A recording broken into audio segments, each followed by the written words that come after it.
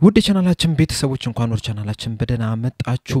አሁንም ሊቨርፑል በሚመለከቱ ጉዳዮች ተመልሼ መጥቻለሁ። በዚህ ሰዓት የምንመለከታቸው ትናንትና እንደሚታወቀው እንግዲህ የእንግሊዝ ፕሪሚየር ሊግ የ2024-25 የውድድር ዘመን መጠናቀቅ ችሏል። ሊቨርፑልም እንግዲህ በአንፊልድ ዋንጫውን ማንሳት ችሏል። ዋንጫውን ካነሳ በኋላ እንግዲህ የተለያዩ ተጫዋቾች እንደዚሁም አሰልጣኙ የሰጡት አስተያየት አለ።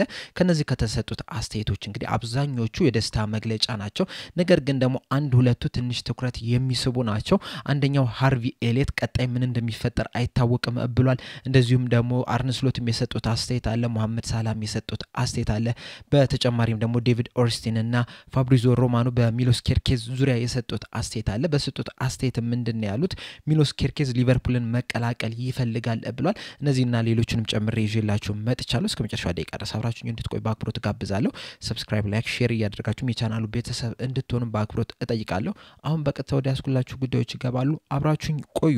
ትናንትና እንደነገርኳችሁ እንግዲህ የእንግሊዝ ፕሪሚየር ሊግ 38ኛ ሳምንት ተደርጎ የ2024-25 የውድድር ዘመን መጠናቀቅ ችሏል። ከዛ በኋላ እንግዲህ ውጤቶችም ታውቋል። ማን ወደ ሻምፒየንስ ሊግ እንደሚገባ ማን ወደ ኤሮፓ ሊግ እንደሚገባም ታውቋል። ሊቨርፑልን ስንመለከት በዋነኝነት ግን ኒውካስል ዩናይትድ ትናንትና ከኤቨርተን ጋር ባደረገው ጨዋታ ቢሸነፍም ነገር ግን አስቶን ቪላ በማንቸስተር ዩናይትድ በመሸነፉ ምክንያት ወደ ሻምፒየንስ ሊግ መቀላቀል ችሏልና በዚህ ምክንያት እንግዲህ ዴቪድ ኦርንስቲን እንደዘገበው ከሆነ አሌክሳንደር ኢሳቅ ለቀጣይ ዓመትም በኒውካስል ይቆያል ነው እየተባለ የሚገኘው። ከዚህ በፊት እንግዲህ ምናልባት ኒውካስል ሻምፒየንስ ሊግ ማይገባ ከሆነ ይህ ተጫዋች ከኒውካስል ዩናይትድ የሚለቅበት ቻንስ አለ ሲባል ነበር። ይህን ተጫዋች ደግሞ ሊቨርፑልና አርሰናሎች በጣም ሲፈልጉት ነበር። በተለይ ደግሞ ከሊቨርፑል ጋር በተደጋጋሚ ስሙሲ የያዘ የነበረ ተጫዋች ነው። ነገር ግን አሁን ላይ እንግዲህ ኒውካስል ዩናይትዶች ወደ ሻምፒየንስ ሊግ ማለፋቸውን ተከትሎ ቀጣይ ዓመትም በኒውካስል ይቆያል ነው እየተባለ የሚገኘው። ሌላኛው የምንመለከተው ደግሞ አሰልጣኝ አርነ ስሎት የሰጡትን አስተያየት ይሆናል። አሰልጣኝ አርነ ስሎት እንግዲህ ከድሉ በኋላ የሰጡት የተለያዩ አስተያየቶች ነበር። በተለይ ደግሞ በማሸነፍ ዙሪያ በዋንጫ ማንሳት ዙሪያ የሰጡት አስተያየት አለ። እሱን ላነሳ አይደለም አሁን የመጣውላችሁ። ከነዚህ ከሰጡት አስተያየት የብልጡኑ የሳበኝ ምንድነው በትራንስፈር ዙሪያ የሰጡት አስተያየት ነው። በሰጡት አስተያየት ምንድነው ያሉት? ለቀጣይ ዓመት እንግዲህ የተለያዩ ጥሩ ተጫዋቾችን ለማምጣት እየሰራን ያለ ነው። በተቻለን መጠን እንግዲህ ጥሩ የሚባሉ ተጫዋቾችን ቀደም ብለን ለማምጣት እየሞከርን ያለ ነው። ነገር ግን ደግሞ ጥሩ ተጫዋቾችን ወደ ቡድን መቀላቀል በጣም ይከብዳል። የበለጠ ደግሞ እነዚህን ጥሩ ተጫዋቾች በጊዜ ማምጣት በጣም ነው የሚከብደው። ነገር ግን እዛ ላይ እየሰራን ነው የምንገኘው። በዚህ የዝውውር ዙሪያ ላይ እንግዲህ አሁን ላይ አይደለም እየጀመርን ያለ ነው ወይም ከዚህ በኋላ አይደለም እየጀመርን ያለ ነው። አመቱን ሙሉ በዝውውር ዙሪያዎች ላይ ስናወራ ነበር። ከሪቻርዲዮ ጋር በቅርበት ስንነጋገር ነበር። ይሄንን ቡድን እንዴት እናጠናክረው የሚለው ላይ በደንብ ስንሰራ ነበር። ነገር ግን ይሄንን ስላችሁ እንግዲህ ይሄ ያለኝ ቡድን በቂ አይደለም እያልኩ አይደለም። ቀጣይ ዓመት ምንም አይነት ተጫዋች ባናስፈረም ራሱ አሁን ባለኝ ቲም በጣም ደስተኛ ነኝ። ነገር ግን ደግሞ አንዳንድ ቦታዎች ላይ ማጠናከር ምንችል ከሆነ የተሻለ ተጫዋች ምናገኝ ከሆነ ምርጥ ተጫዋች ምናገኝ ከሆነ ግን ወደ ቡድናችን ምንቀላቅል ይሆናል። እዛ ላይም በጣም እየሰራን እንገኛለን ብለዋል። በተጨማሪም በሰጡት አስተያየት ምንድነው ያሉት? ስለ ዝውውር ስናነሳ እንግዲህ በዚህ ሰዓት በጣም ደስተኛ ነኝ። ምክንያቱም እንግዲህ መሐመድ ሳላህና ቨርጂል ቫን ዳይክን ኮንትራታቸውን ማራዘም እችለናል። ይሄንን ስናይ እንግዲህ በጣም ጥሩ የሚባል ጊዜን እያሳለፈን ነው የምንገኘው። በተጨማሪም ደግሞ በጣም ጥሩ የሚባል ስኳድ አለ። ምክንያቱም እንግዲህ ፕሪሚየር ሊጉን ማሸነፍ የቻለ ቡድን ነው ያለንና በዚህም በጣም ደስተኛ ነን። ነገር ግን ደግሞ ሁሉ ጊዜም ቢሆን ጥሩ የሚባሉ ተጫዋቾችን ወደ ቡድናችን መቀላቀል እንፈልጋለን። በዚህም በሚከፈተው የዝውውር መስኮትም እንግዲህ ያንን ነገር ለማድረግ ነው የምንሞክረው። ነገር ግን ምን ይፈጠራል የሚለውን ነገር ሁላችንም አብረን የምናየው ነገር ይሆናል ብለዋል። እንግዲህ አሰልጣኝ አርነ ስሎት በቀጣዩ የክረምት የዝውውር መስኮት በጣም ትልቅ እንደሚሆን ነው የሚጠበቀው። እሳቸው ብቻ አይደለም እያሉት የሚገኙት ይህንን ነገር ከዚህ በፊትም ቨርጂል ቫን ዳይክም ሲናገሩ ተደምጧል። ትናንትናም ከድሉ ማግስት በኋላ እንግዲህ መሐመድ ሳላም ይህንን ነገር ሲናገር ተደምጧልና ቀጣይ ጥሩ ተጫዋቾች ይመጣሉ ብዬ እጠብቃለሁ። አሁንም ጥሩ ተጫዋቾች አሉ፣ እየፈረሙም ያሉ አሉ፣ ገና ድርድር ላይም ያሉ አሉ ብሏል። እና ቀጣይ ላይም ጥሩ ተጫዋቾች ወደ ቡድኑ ይመጣሉ። ጥሩ አካሄድን እየሄደን ያለ ነው ብሏል መሐመድ ሳላ ከድሉ በኋላ ማለት ነውና ይህን ስንደማምር እንግዲህ የተለያዩ ተጫዋቾች ወደ ሊቨርፑል እንደሚመጡ እርግጠኛ መሆን እንችላለን። ጥሩ ተጫዋቾች ለሊቨርፑል ይፈርማሉም ተብሎ ነው የሚጠበቀው። ምናልባትም እንግዲህ ቨርጂል ቫን ዳይክ እና መሐመድ ሳላን ኮንትራታቸውን በሚያራዝሙበት ሰዓትም እንግዲህ ይህንን ነገር እንደ አንድ መደራደሪያ ነጥብ አስቀምጦት ሊሆን ይችላል። ወይም ደግሞ ሪቻርዲዮ እነዚህን ተጫዋቾች ሲያስፈርማቸው እኛ ቀጣይ ያሰብነው ይህንን ነገር ለማድረግ ነው። እንደዚህ አይነት ጥሩ ተጫዋቾችን ወደ ቡድኑ ለመቀላቀል አስበናል ብሎ እንደ አንድ መደራደሪያ ነጥብም አስቀምጦት ሊሆን ይችላልና የክረምቱ የዝውውር መስኮት እንግዲህ ምናልባትም ትልቁ የዝውውር መስኮት ሊሆን ይችላል በሊቨርፑል በቅርብ ጊዜ በነበሩ ታሪኮች ማለት ነውና በጣም የሚያጓጓ ጊዜ ነው ከፊት ለፊታችን እየመጣ የሚገኘው። በዚሁ እንግዲህ ትናንትና ከጨዋታው በኋላ ሌላኛውን አስተያየት የሰጠውን ተጫዋች እንመለከታለን። ይህ ተጫዋች ደግሞ ሃርቪ ኤሊየት ነው። ሃርቪ ኤሊየት እንግዲህ በሰጠው አስተያየት ምንድነው ያለው 2019-20 ላይ ይህን ዋንጫ በመናነሳበት ሰዓት እንግዲህ 4 ጨዋታዎችን ብቻ ነበር መጫወት የቻልኩት። ነገር ግን ደግሞ የዛኔ ስናነሳም እኔም ቡድኑ ውስጥ ነበርኩኝ ትንሽ ጨዋታ ቢሆንም የተጫወትኩት። አሁን ላይ ደግሞ ከዛ በበለጠ መልኩ ከቡድኑ ጋር አብሬ ሲጫወት ነበር፣ አብሬ ሲሄድ ነበር። ከሜዳ ውጭ በሚደረጉ ጨዋታዎች ላይ በሜዳ ውስጥ ከሚደረጉ ጨዋታዎች ላይ አብሬ ከቡድኑ ጋር ሲጫወት ነበር። በተለይ ደግሞ ከጉዳት ከተመለስኩ በኋላ እንግዲህ የተለያዩ ጨዋታዎች ላይ ኢንቮልቭ እያደረግኩ ነበርና ያሁኑን ለየት የሚያደርገው ይህ ነው፣ በደንብ ስለተሳተፍኩበት ነው ብሏልና በዚህ ሰዓት በጣም ደስተኛ ነኝ። እናም ይህንን እያሳለፍነው ያለነውን ነገር እንግዲህ የበለጠ መደሰት እፈልጋለሁ። ምክንያቱም እንግዲህ ቀጣይ ዓመት ምን ሊፈጠር እንደሚችል አታውቅም። ስለዚህ አሁን ባለህበት ጊዜ እንግዲህ የበለጠ መደሰት መቻል አለብህ። እያንዳንዷን ሞመንት እንግዲህ ማስታወስ መቻል አለብህ ብሏል። በተጨማሪም በሰጠው አስተያየት እንግዲህ ለደጋፊዎችም በጣም አመሰግናለሁ፣ ለኮቺንግ ስታፎችም ለሁሉም አጠገቤ ለነበርኩላ በጣም አመሰግናለሁ።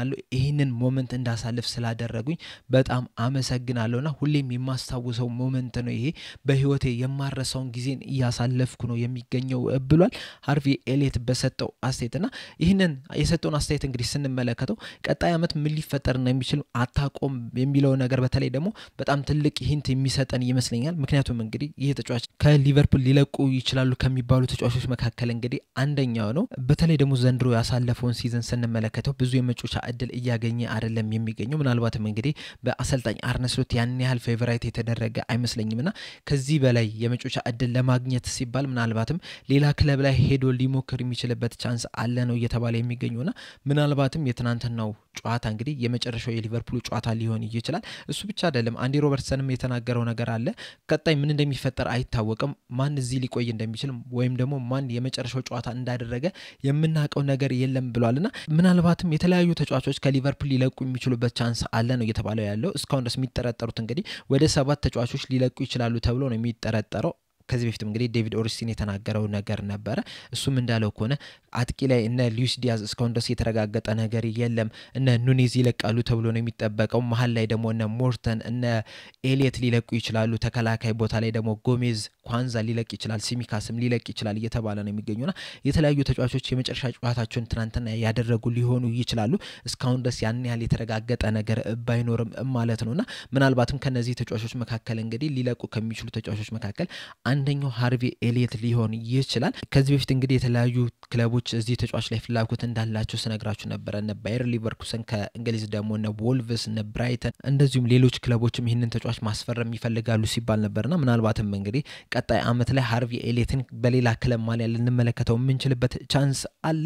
ሌላኛው በመጨረሻ የምንመለከተው ጉዳይ ደግሞ ሚሎስ ኬርኬዝን የሚመለከተውን ዘገባ ይሆናል። ትናንትና ቅድም እንደነገርኳችሁ እንግዲህ የመጨረሻው የእንግሊዝ ፕሪሚየር ሊግ ጨዋታ ተደርጓልና ከጨዋታው በኋላ እንግዲህ ሚሎስ ኬርኬዝ በኢንስታግራም ገጹ እንግዲህ የጻፈው መልእክት ነበርና በጻፈው መልእክት ምንድነው ያለው 38 ጨዋታዎች ተደርጓል። 38ቱንም ጨዋታዎች ደግሞ በቋሚነት መጀመር እችላለሁ፣ እንደ ቡድንም ደግሞ ሪካርዶችን ብሮክ ማድረግ እችለናልና ይህንን ስናደርግ ደግሞ ካጠገባችን ለነበሩ ለደጋፊዎች በሙሉ ከልብ ምስጋናዬን ማቅረብ እፈልጋለሁ። እንደዚሁም ለአሰልጣኙ ምስጋናዬን ማቅረብ እፈልጋለሁ። 38ቱንም ጨዋታዎች እንግዲህ በእኔ ላይ እምነት አሳድሮ እንድጫወት ስላደረገኝ እንደዚሁም ደግሞ በሙሉ ብቃት በሙሉ ጤንነት እዚህ እንድደርስ ስላደረጉኝ የሜዲካል ስታፎች የኮቺንግ ስታፎች ሁሉንም አመሰግናለሁ። እንደዚሁም ደግሞ ቤተሰቦቼንም ማመስገን እፈልጋለሁ ብሏል። በተጨማሪም አያይዞ ምንድነው ያለው በተለይ ደግሞ በዋነኛ እኛ ትኩረት የምናደርግባት ነገር በቀጣይ ሳምንታት ምን ሊፈጠር እንደሚችል አይታወቅም፣ ነገር ግን ለበርነማውዝ ቤተሰቦች በሁሉም አመሰግናለሁ ብሏል። እና እቺን ስንመለከተው እንደዚሁም ደግሞ ከሊቨርፑል ጋር ስሙ መያያዙን ስንመለከት ሊቨርፑሎችም ከዚህ ተጫዋች ጋር ማውራት መጀመራቸውን ስንመለከት እንግዲህ ይህ ተጫዋች በቀጣይ ሳምንታት ምናልባትም የሊቨርፑል ተጫዋች ሊሆን የሚችልበት ቻንስ በጣም ሰፊ ነውና ይህንን አስመልክቶ እንግዲህ ፋብሪዞ ሮማኖ የዘገበው ዘገባ ነበረ። እሱ ምንድነው ያለው ይህ ዝውውር እንግዲህ በቅርቡ ሊሳካ ይችላል። ምክንያቱም እንግዲህ ኬርኬዝም ወደ ሊቨርፑል መምጣት ይፈልጋል። ሊቨርፑሎችም ይህንን ተጫዋች ማስፈረም ይፈልጋሉ እና የግል ጉዳይ የግል ድርድር ያን ያህል ችግር ይሆናል ተብሎ አይጠበቅም። በዋነኝነት እንግዲህ እንቅፋት ሊሆን የሚችለው ሊቨርፑልና በርንማውዝ የሚያደርጉት ድርድር ብቻ ነው ብሏል። ዴቪድ ኦርስቲንም እዚህ ላይ እንደዘገበው ከሆነ ምንድነው ያለው ምናልባትም ይህ ዝውውር እንግዲህ በቀጣይ ሳምንታት በቀጣይ ቀናቶች ውስጥ ሊፈጸም ይችላል ብሏልና ምናልባትም ሊቨርፑሎች እንግዲህ የዝውውር መስኮቱ ሲከፈት ሚሎስ ኬርኬዝን ፍሪምፖንግን እንደዚሁም ደግሞ ፍሎሪያን ቨርስን የሊቨርፑል ተጫዋቾች ናቸው ብለው በይፋ ሊያሳውቁ የሚችሉበት ቻንስ በጣም እየሰፋ ነው የሚገኘው። ምክንያቱም እንግዲህ ከሚሎስ ኬርኬዝ ጋርም ንግግር ከጀመሩ ትንሽ ሰንበትበት ብሏል። በግል ጉዳዩም አንዳንድ መረጃዎች እንደሚናገሩት ከሆነ ሙሉ ለሙሉ አልቋል ነው እየተባለ ያለው። ከበርንማውዝ ጋር የሚደረገው ድርድር እንግዲህ በቅርቡ ይጀምራል ተብሎ ነው የሚጠበቀው። ምናልባትም እንግዲህ የፍሎሪያን ቨርስን ድርድር ቀደም አድርገውት ሊሆን ይችላል። ከዛ በኋላ ግን ሙሉ ለሙሉ ትኩረታቸው የሚሆነው ሚሎስ ኬርኬዝ ነው እየተባለ የሚገኘውና ለሊቨርፑል እንግዲህ ይህ የክረምት የዝውውር መስኮት በጣም ወሳኝ የዝውውር መስኮት ይሆናል ተብሎ ነው የሚጠበቀው። በተጨማሪም ደግሞ እነዚህ ሶስት ተጫዋቾች ቢፈርሙ ራሱ ሊቨርፑሎች በዚህ ያበቃሉ ተብሎ አይጠበቅም። ምናልባት ከዛ በኋላም እንግዲህ 9 ቁጥር ቦታ ላይ መጫወት የሚችል እንደዚሁም ደግሞ የግራ እግር የመሃል ተከላካይ ተጫዋችም ሊያመጡ ይችላሉ ነው እየተባለ ያለው። እንደዚሁም የመሃል ሜዳ ተጫዋችንም ሊጨምሩ የሚችሉበት ቻንስ አለ። በተለይ ደግሞ ሊቨርፑሎች እንግዲህ ከክሪስታል ፓላሱ ተጫዋች ከሆነው አዳም ዎርተን ጋር ስማቸው እየተያያዘ ነው የሚገኘውና ይህንንም ተጫዋች ሊያመጡ የሚችሉበት ቻንስ ሊኖር ይችላል። በዛው ልክ ደግሞ ሊቨርፑል የሚለቁ የተለያዩ ተጫዋቾችም ይኖራሉ ተብሎ ነው የሚጠበቀው። እንግዲህ እነዚህ አይነት መረጃዎች በመጡ ሰዓት ደግሞ እኔ በፍጥነት ለእናንተ የማደርስላችሁ ይሆናል። በአጠቃላይ ግን ዛሬ ባነሳኋቸው ነጥቦች ላይ ያላችሁን አስተያየት እንዳለ ኮሜንት ሴክሽን ላይ በመጻፍ አሳውቁኝ። በቀጣይ በሌላ እስከምንገናኝ ድረስ ሰብስክራይብ ላይ ሼር ማድረግ እንዳትረሱ። ቻው።